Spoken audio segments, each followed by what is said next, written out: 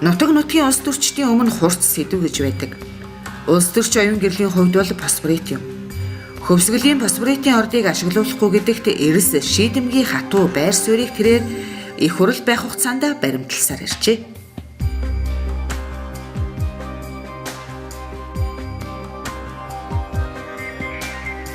Яагаад улс төрчдөд фосфоритын асуудал тулгардаг вэ?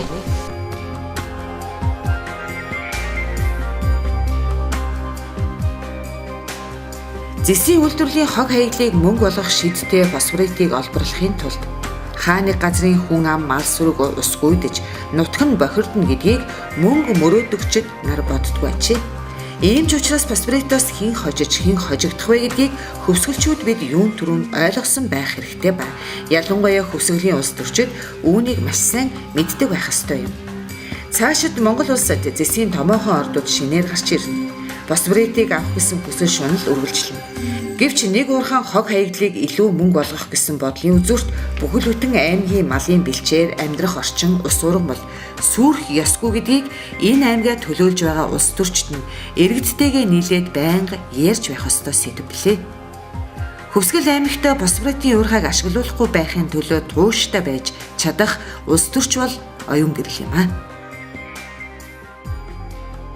Яагаад татгалзах болсон бэ гэхээр хөвсгөл фосфорит бордоо. Фосфорын бордог одоо хууль юм шиг дагаж явдаг нэг дагвал байдаг юм байна. Тэр нь маш аюултай, цацраг идэвхтэй, уран гэдэг нэртэй ийм дагвал фосфортой хамт байнга явд юм байна л да. Тэгээ манай хөвсгөлийн фосфоритыг ч гэсэндээ судалсан одоо 1980-ад оны эрдэмтэд Оросын судлаачдын одоо интернетээр байж байгаа илтгэлүүдийг татаж аваад уншаад үзэхээр хөвсгөлийн фосфорит бол залуу твийн, залуу уул усны, залуу далайн одоо үлдэгдэл учраас маш өндөр идэвхжлэлттэй ураантай гэсэн ийм одоо дүгнэлт гарсан байдаг юм байна. Тэгэхээр өндөр идэвхжлэлттэй ураантай фосфоритыг олборлох юм бол манай хөвсгөл аймаг нутгаас үргэлжлээд нэг үйлдвэрийн хогийг сармагжуулж өгчөөд дээр нь тэр гарсан фосфорын бордоо зах зээл дээр ямар ч ач холбогдолгүй өндөр ураантай фосфорын бордоо гарах юм байна л да. Тэгэхээр тэр өндөр ураантай фосфорын бордооноос болоод төмөс хүнсний ногоо, жимс жимсгэн, хүнд хор тавдар үсэхгүйц радиацтай байна гэдэг судалгаанууд бол сүүлийн үед маш их гарч байгаа юм байна. Ингээл одоо хог хаягдлыг сонирхоод эхэлсэн чинь эргээд юу болж өрсөн бэ гэхээр Хөвсгөл аймгийнхаа нутгийг л хизээж хурцдүүлж тэр фосфоритыг ганц хурцэгч гэсэн ахуулж болохгүй юм байна шүү л гэдэг итгэл үнэмшил төрсөн.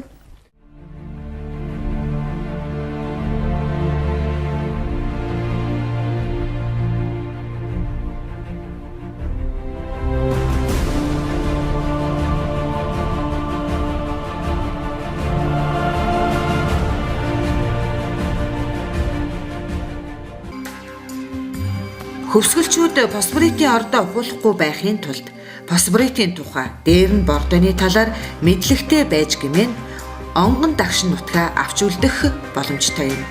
Хамгийн сайн, хамгийн хялбар аюулгүй нь биологийн бордоо гаргаа авах арга гэдгийг оюун гэрэл олж судалж тогтоожээ. Монголд туршиж буй компаниудтай ч тэрээр холбоо тогтоогод авсан байна. Хөвсгөлөөс их фосфориттой, хөвсгөл шиг уулустай, хөвсгөл шиг мал, хүн ам ихтэй гадаадын бусад орнуудад эрэгдэн фосфориттой гарч хүрлгүүгээр биологийн бордоо үйлдвэрлэх газар тариалан хөдөө аж ахуйн ойжуулалтын орлогоор амьдарсаар ирсэн туршлагач бэлтгэнэ байна. Зах зээл дээр бол ураантай юу, ураангүй юу, уран өндөр идэвхжлэлтэй юу, үгүй юу гэдгээр үн цэн хэмжигдэх юм байна гэдэг нь ойлгомжтой болсны дараагаар ер нь бол бордог өөр цаашаа ямар бордог дэлхийн нийт сонирхож байгаа юм бэ гэдгийг бол нэмж судлаа. За ингэхэд бол одоо малын өтөг бууц, одоо газар тариалангийн хаягдал сүрэл, за янз бүрийн био хаягдал, хоолны маань үлдэгдэл, жорлонгийн маань ялгагдсны үлдэгдэл, энэ бүх зүйл маань бүгд эргээд бордоо болдго юм байна гэдэг бол одоо бүхэл судалгаагаар гарч ирсэн. Ингэсний дараагаар юу болж ийнө вөхөр химийн бордооноос татгалзсан био бордоо руу чиглэсэн хөрөнгө оруулалт бол маш чухал юм байна гэдэг нь харагдсан.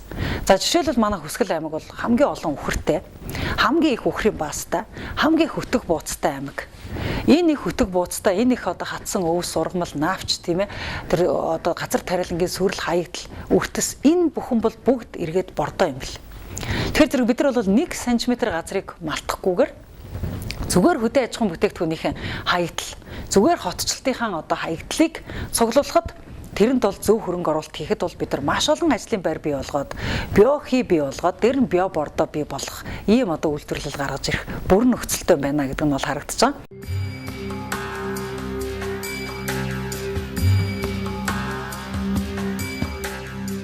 Биологийн бордоо хийх ямар нөөц хөвсгөлчүүдэд байна вэ?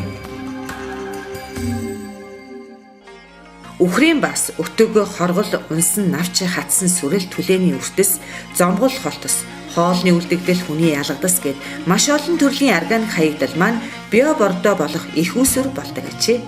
Энэхүү органик хаягдлуудыг бордоо болгон хувиргадаг эдшдтэй зүйл гэж би түүнийг ялзрах процесс гэнэ. Ялзрлыг гүйцэтгэж байгаа эзэн сайн санаад бактериуд.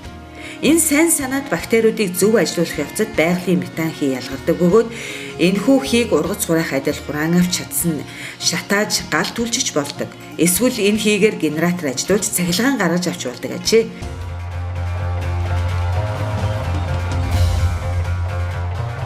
Оюун гэрэл 2012-оос 2016 онд Улсын хурлын гишүүн байх хугацаанд олон чухал хууль санаачилж батлуулсны нэг нь хог хаягдлын тухай хууль билээ. Тэрээр хог хаягдлын хуулийг санаачилж батлуулахаар 3 жил судалж явахдаа хөвсгөл фосфорит бордоогоор салшгүй холбоотой болохыг олж тогтоожээ. Үйлдвэрлэлийн аюултай хог хаягдлыг саарамжуулахын тулд зэсгийн үйлдвэрээс гарсан хүчил шүлтийг фосфориттой нийлүүлснээр хөдөө аж ахуйн үйлдвэрлэлд хэрэгтэй бордоо гаргаж авдгийг тэрээр мэдсэн байна. 1980 оны Эрдэнэт үйлдвэрт ажиллаж байсан зөвлөлтийн инженер мэргэжилтнүүд хөвсгөлийн бүрэн тогтохын фосфоритын ордыг судалж үзээд хамгийн залуу радиац буюу ураны өндөр агуулмжтай тул хөдөө аж ахуйн үйлдвэрлэлийн бордоо болгох боломжгүй гэж тогтоож байжээ.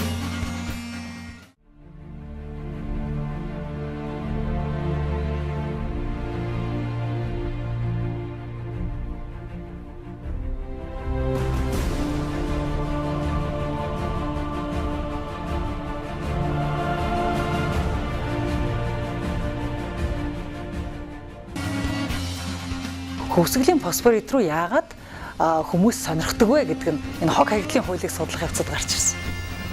Яг хог хаягдлын хууль хөвсгөлийн фосфорит хоёр холбогдсон бэ гэхээр хөвсгөлийн фосфоритоор зис угаах үйлдвэрүүд, нүүр сугаах үйлдвэрүүдээс гарч байгаа хүчлэлэг одоо хог шарыг саармагжуулахад фосфоритыг ашиглах гэж хөвсгөлийн фосфоритыг сонирхдаг юм байна гэдэг нь гарч ирсэн. Өөрөөр хэлбэл аюултай хог хаягдлыг саармагжуулахад манай нутгийн хөрс шороо баялагийг ашиглах нь байна л да. Нэг үйлдвэрийн хог хаягдлыг сармагжуулахын төлөө нэг аймгийн газар нутгийг ухах хэрэгтэй гэдэг үзэл санаа их хүчтэй явдаг надад маш их гайхал төрүүлсэн. Заавал фосфоритыг удалж, заавал тэр гоё байгалыг сүйтгэж нэг үйлдвэрийн хог хаягдлыг цэвэрлэх юм уу? Энийг өөрөөр цэвэрлэх арга байдгүй мүү гэдгийг бол судаллаа. Маш олон арга байд юм байна.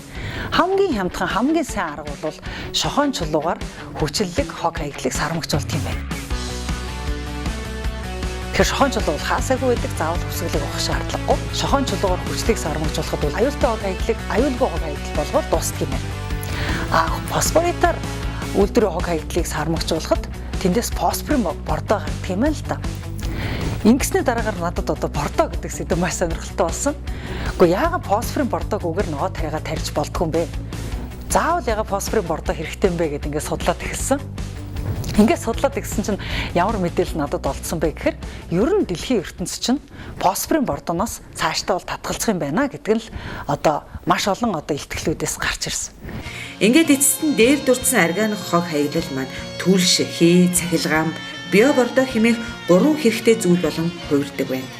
Фосфоритын бордоогүйгээр тариагаа тарьж, ногоогоо ургуулж, хөрсөө зүлэгжүүлж болох үс хэмжээний биологийн бордоог хөвсгөлчүүдэд үйлдвэрлэх боломжтой. Үүний тулд бидэнд био бордоог бага багаар орон нутагтаа бэлтгэж сурах, цаашлаад их хэмжээгээр үйлдвэрлэх, ханган нийлүүлэлт, үйлдвэрийн сүлжээгээ байгуулах хэрэгтэй болно.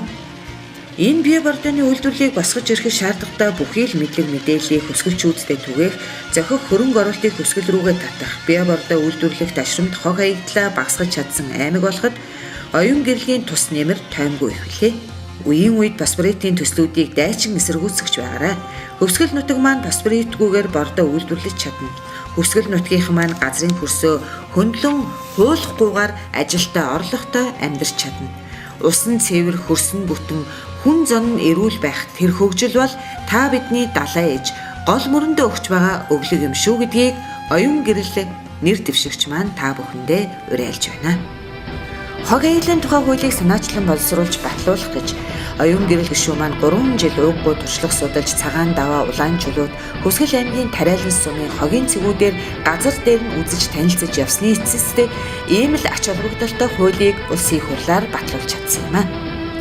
Хог аяглалын иргэд эдийн засгийн бизнесийн шинэ орлого болж иргэд малчдын амьдралд өөдлөн дэвших энэхүү хуулийг оюун гэрэл маань улсын хурлаар санаачлан батлуулсан билээ. Одоо ирэх 4 жилд энэ хуулийнхаа хэрэгжилт үр дүнгийг үзэхэл үлдээд байна.